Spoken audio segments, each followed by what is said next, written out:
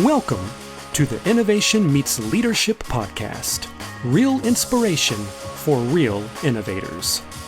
If you're looking for innovation and leadership transformation, your journey starts now. Welcome to the Innovation Meets Leadership podcast. I'm your host, Natalie Born. I would love if you would help us spread the word by leaving a review wherever you listen to podcasts. Guys, today I want to welcome Hungary to the list of the 49 plus countries listening to the podcast. Well, my guest today is Brad Smith. Brad is the founder and CEO of Seller Insight. It's a business growth consulting and coaching company. And Brad has been a chemist, a production plant and equipment designer, a business manager, a business consultant, and an executive coach to CEOs and business owners, among many other things. So I know you're going to enjoy this conversation today. Welcome to the podcast, Brad. Thank you for having me. Well, I want to start out by talking a little bit about your upbringing, because I think it's such an important part of your journey. Your father was a serial entrepreneur, and I just would love to talk a little bit about how that has shaped your journey and your path in entrepreneurship. He shaped me a lot. My dad had a bachelor's in chemical engineering and a PhD in biochemistry. He was no dummy, and he cared about people a lot. But one of his goals was to teach his children how to think for themselves. So he would give us a problem. And my story about that was when I was 16, I'd had my driver's license 2 whole months, and I could drive the 55 GMC that he had for me. He had a company in Corvallis, Oregon, and most of the materials he needed were in Portland, which was an hour and a half drive. So one morning, I'm working for him. He hands me a notebook piece of paper with stuff written on both sides, 17 different places for me to go. He said, okay, each one of these places, here's the address, right? Here's what I need you to pick up at each location. Here's what it'll cost. And here's how to pay for it, either a check or an account number or whatever, but 17 different places. Here's a map. Go. Wow. Right? So, first thing I picked up was at a hardware store, a box of 109/16 coarse thread bolts and a box of coarse thread nuts, and the washers to go with them and lock washers. So, but that's how my dad taught us. It's like he had 5 kids. Here's something to do. Here's the tools. Here's how you use those tools. I'll be back and check on you. Right? I love that. And did that kind of transfer into how you led other people? Well, I want people to learn, because once somebody learns a skill, like the alphabet, right, or walking, right, like once somebody learns something, they're not dependent anymore. And dependence is rotten, right? Yeah. That's how we create self-victimhood, right? Like if you're a victim, it's because you haven't learned the skills you're asking the other person to do for you. So what my dad taught me with the chemistry was there's always cause and effect. If there's a cause, if there's an effect in your life, you've caused it. Wow. And so I watched him start 34 companies and kill 30 of them because he was a product development guy, not a business guy. And the 3 that are still running like 50 years later are the ones that he had somebody else manage. Wow. Well, this leans right into some of the work that you do on active blind spots. A lot of what you talk about is how, leaders can have these active blind spots within the culture, and it keeps them from achieving success. So I would love for you to talk a little bit about that. Every human being has a natural set of skills that are easy for them. A person that's going to be a good receptionist may not be very good at detail. And a lot of people that are just starting out have their receptionist be their bookkeeper. That's a horrible idea, because bookkeepers need to be good at detail, right? So a good question to ask, I worked this out with my second wife when she was a controller for offices, companies, is she had to hire bookkeepers. We got down to the question which kind of uncovered that, which was, do you lose socks in the laundry? Right? And if you lose the socks in the laundry, you're not good at detail, right? So anyway, there's natural tendencies. And so if you take the natural tendencies that someone have and work them into what they're capable of, learn, right? Then you'll have a better employee, right? Someone who's good with people is someone you want working with people. Someone who's really not good with people, you need to have in a back corner, not working with people. So those are important things to remember. And the blind spots are, if it's outside your natural tendency, it's normally a blind spot. Well, so that's really interesting. So I would love to talk a little bit about go a little deeper into how do we prevent blind spots, because I think part of the way you're saying it is understand the way you're wired, understand your natural tendencies, and then lead from there, lead from what you're already naturally good at. Well, that's lead from your strengths sort of thing, right? So the important thing in this is this: be self aware. Okay? If you have something in your life, now I have the homework I have about this that I give people is write down all the things you love about your life. Those are things that you've naturally created. Write down all the things you hate about your life. Those are the things that are your blind spots because you're creating them. Those are your blind spots. Okay? Look at your frustration list. Write down all your frustrations. Every one of those comes from a blind spot because you don't know the cause for the frustrations. If you do, there wouldn't be a frustration anymore. You'd have it fixed, right? This is part of the reason why I remember several years ago I hired an executive coach, because I could not articulate exactly what you're saying. And part of what that coach helped me to understand is my natural inclinations and my natural wiring, and how I can become very miserable when I'm living outside of those natural wiring. So I'm a builder. I love to build things. If you ask me to operationalize a system, once it's operationalized, I don't want to be a part of that system anymore. I want to go build a different system. And so knowing how you're naturally wired, I think, is such a critical part of knowing whether or not you'll even be successful in the types of roles that you're looking to take in the future. Right. Cause and effect. You know, Part of what I've noticed a lot of times, and this is something that I think you kind of lean into with your work, is that sometimes there's limitations that people have as they're trying to reach their company's potential, as they're trying to grow their organization. And you kind of leaned into this a little bit with your father and how he was naturally wired. But I think a lot of times when people start businesses, there comes a place where that entrepreneur has to hand it off to the person that can run it as the true CEO. And sometimes when we don't know when to make that shift in the business, that's where we find we actually create a lot of havoc, because we're trying to run the business like an entrepreneur and not like a CEO. And so there is a shift in business. And I don't know if you deal with this a lot with some of the clients that you coach, of knowing when to make that shift. Um, I'm going to take that slightly differently. What I help my clients do is uncover the blind spots they already know about. Mm-hmm. In other words, I go down through and listen to them, ask them what the current situation is, and then we uncover in that conversation, those conversations, what the gaps are between where they are and where they want to be.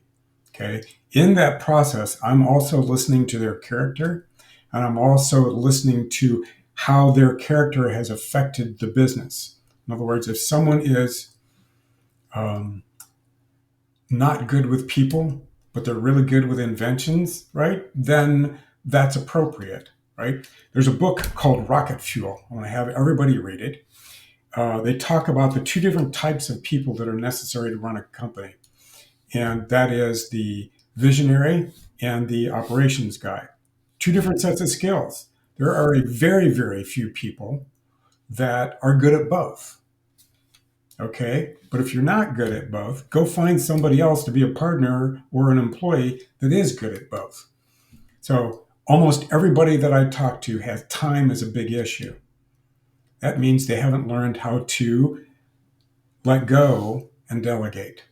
That's huge. I mean, I'd like to maybe circle around the campfire there for a second, because you said a whole lot in that last phrase, and I think that's very important. Is that part of the reason I think a lot of companies and organizations struggle to grow is because the CEO may sometimes struggle to hand off pieces that honestly they don't need to be doing, but they're so comfortable and it's such in their strength that they want to do it and enjoy doing it, but then it prevents them from growing the business. You cannot grow a company, or for that matter, a country, beyond the limitations of the leader, period. You have limitations and the organization is not set up right, and you have to go back and rework the organization so that, or the individual, right? Let's say you're hiring somebody to take over a role and they're a 6 in what you need out of a possible 10 for that position. Most human beings, even if they're really, really driven, can only learn 2 points up that scale. In other words, if you're natural at something, let's say bookkeeping, and good at detail, right? You can be a really good bookkeeper, right? But you can only learn 2 points up on that scale. So you could go from a 6 to an 8. You could go from a 7 to a 9, right? Mm-hmm. I think 10s are the elusive mistress, if you would. You can chase that all you want. That's perfection. That's hard to do. Yeah, it's absolutely hard to do.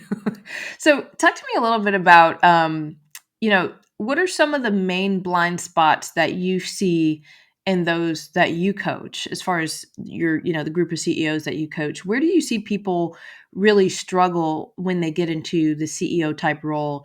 And is there any barriers or blind spots that people just face over and over again that's kind of across the board? Well, time is one. And that means they have trouble with delegation, maybe. And they also have trouble with hiring. They also have trouble with, because, let's just put it this way, everyone has self-awareness gaps, right? And I just wrote an article on the Johari window. I love how that works in yes. business, right? It's like there's what you know and what everybody else knows. That's the normal arena. There's the area you don't know, but everybody else does. That's your blind spots. That's why people hire coaches. It's like, I don't know what I don't know, right? Then below that is the area where nobody outside me knows, but I know, right? That's private, mm-hmm. right? And then there's the blind spot. There's a complete blind spot. It's like nobody knows. I don't know. Nobody else knows. Those are the discovery process. And so if you're constantly aware of the world, I love the quote from Socrates, smart people learn from everyone and everything, right? Average people learn from their experiences, and dumb people already know all the answers. That's great. I absolutely love that. I'm going to have to look up that quote. You talk a little bit on your website about never wasting a good crisis. And if we think about 2020, we had plenty of opportunities for crisis. I mean, it was everywhere, and people were having to shift and change and move and really rethink their business and their business models and how they were delivering on value. And I would love to know, for you, when you think about that never waste a good crisis, what really comes to mind for how people can think about crisis and kind of the opportunity that it brings? If you're in pain, emotional pain, right, and you're frustrated, and it doesn't matter whether it's global, right, or whether it's just you, if you're in pain, stop. Step back, look at it and say, what's the purpose that I wanted to create that created this instead of what I wanted? So there's purpose in pain, right? And so that's what I was describing. I actually knew something was coming 2 months in the world, 2 months before the pandemic hit the United States. I stopped myself and I said, there's something going on here and here and here politically. And what I felt was the resistance from leaving old ways was causing that issue, mm-hmm. right? And so when I backed up and looked at it, what we were looking at was human interaction we require each other. We have to have each other. And one of the things that I see going on right now is what I call pandemic fatigue. People are getting angrier and frustrated because they've been locked up in their houses and they have to keep away from each other, right? Yeah. And they're not comfortable anymore with that state of restriction. And so what we're having to do is stop ourselves. The whole purpose of the pandemic, one of them is at least, was to stop us and have us consider who we actually wanted to be. Well, and I would love for you to say more because I feel like 2020 it it revolutionized a lot of, I think, a lot of the trajectories people were on in their business, in their family, in their life. 2020 was extremely hard for a lot of people. I will be honest, it was actually um, a very good year for us as a family because we got to spend so much time together. We got to connect a lot. But for other people, it was terrible for a number of different reasons. And so I don't want to downplay how difficult it was for other people. But what part of what we learned in 2020 with the pandemic was that, oh, this is what it looks like to slow down. This is what it looks like to spend more time together. This is what it looks like to be intentional and even to rally together when the world was kind of almost on fire, right? Because we had that happening. We had a lot of the racial stuff happening in the news. I mean, it felt like the world felt like a dumpster fire in 2020. And, we were hoping that it would get a lot better in 2021. And in some ways it improved, other ways it didn't. People started realizing, hey, this is probably not going away. We're going to have to learn how to live through it. But I would love to just lean into a little bit of, some of those learnings that you've seen emerge through 2020. Well, you get most, so what we do is like this. We've learned how to use video conferencing, Yes. and you can get most of the interaction that's necessary from video. You can't get all of it because you don't have the whole person there. We automatically read body language all the time. We read face, we read body language, we read how the person is, right? So we're reading that constantly. When we're with a person in present with a person, there's an added 15%, if you would, that you can't get from Zoom or you can't get from video. And I think that extra 15% cements relationships better. Yeah. So it's part of learning. We need each other. There's a reason why, I put it this way, there's a reason why we invented more than one human in this world so that we can learn to share our different perspectives. Yeah. And those perspectives are so important. I think they shape us into who we are. And as anyone listening to this thinks back on their own career, they can think of all the people that shaped them along the way. And I think one of the sad things for me about 2020 is that if I go earlier into my career, 10, 15, 20 years ago, a lot of that shaping happened by working side by side with people and by talking to people at the water cooler, and those are the pieces that we have lost. As much as we've tried to recreate those through Zoom, there's so many experiences that we have that are just organic, right? By walking by someone's office and asking, oh, what's that thing on the wall, and then you walk in and talk about it for 15 minutes, and just some of that organic way that we connected with people has left, which is very sad. Early in my career, I worked at Hewlett Packard. And when I became a supervisor, a manager, frontline manager there, they taught us this process called management by walking around. And I had at one point, I had 36 people that reported direct to me, 36, right? And so I would literally walk through the production area and talk to each one of them individually every day, every day. And what I found was in that process, I was building relationship, but I was also making sure they were okay, they were supported, they were getting what they needed, and they were also more ambitious. That's awesome, and I love management by walking around. I think it's so powerful because it also shows that you're human and you care and you're connecting with your team in that way. Mhm. I would love to switch gears a little bit and talk about failure. I mean, obviously, this is an innovation podcast, so most of the people listening to this podcast, either in the area of innovation or leadership, they've had failures along the way. I would love to talk a little bit about how good leaders can learn from failure. Well, the whole point is your learning style. Um, I teach my clients how to learn from whispers, their dreams, their whispers, their ambitions, the things people just say, right? Then I teach them below that is most people learn as they do from their experiences, right? What is it that's in front of them?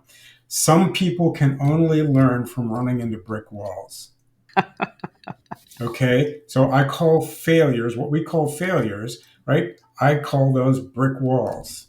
Let's take bankruptcies at a corporate level. And if you back up 2 years, sometimes 3, but almost always it's about 2 years before the bankruptcy actually was filed, there were decisions made that came out of their blind spots, their lack of awareness, or the group think, if you would, right? The group think that it keeps you pointing in a certain direction, and what you wind up with is a place that's not appropriate for the circumstances you're actually in. When you do that, we run into failures. So be aware, learn from whispers, and you won't necessarily have to have the brick walls that we call failures. Now, if you have a brick wall, stand back, recognize, get the brick marks out of your face, and then recognize you're going to go through a grieving process because you've had to give up something, Yep. But then back up into what was my original purpose, right? What was my original intent? And then go back in and say, okay, I'm going to redo it this way. I'm going to redo it this way. I was a formulation chemist. I would start out with an end result in mind and feel my way through. Well, that didn't work, and that didn't work, and that didn't work. And so I built up this process literally while I was a formulation chemist, analytical formulation chemist, kind of a combination, right? I would run into a brick wall. That's what I would describe it as, right? And I would stop and I would say, okay, I would have a blank spot. I didn't know how to fill it in. I would map out all the stuff in my mind that I knew around that empty spot. Then I would go take a nap. Literally, go take a nap, 15, 20-minute nap, but with that question, what fills in that spot? And I would wake up with the answer almost all the time. Wow.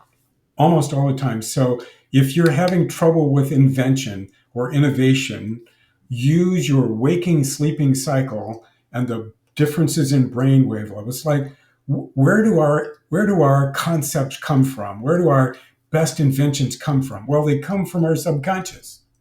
How do you get to your subconscious? You go to sleep.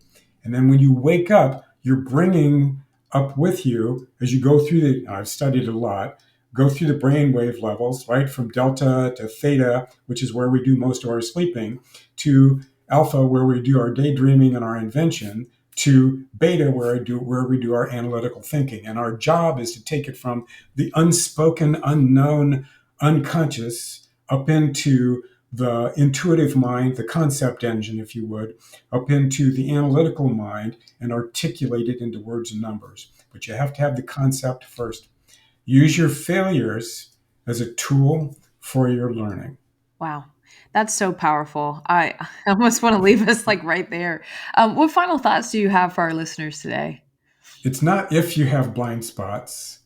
You do. You're a human being. Everybody does.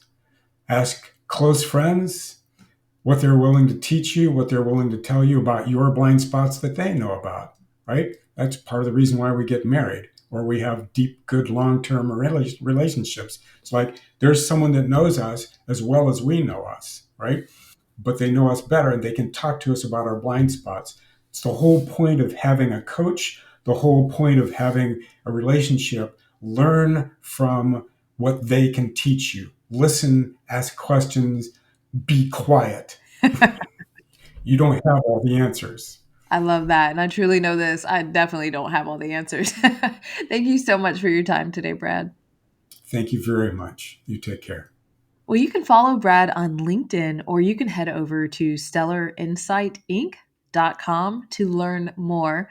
And to our listeners, thank you for joining the Innovation Meets Leadership podcast. Remember, don't just get out of the box, break the box and set it on fire. Let's go transform something. Thank you for joining us for the Innovation Meets Leadership podcast. Be sure to subscribe to our show on iTunes. Follow us on Instagram or Facebook at Innovation Meets Leadership. And visit our site, at innovationmeetsleadership.com for more innovation resources.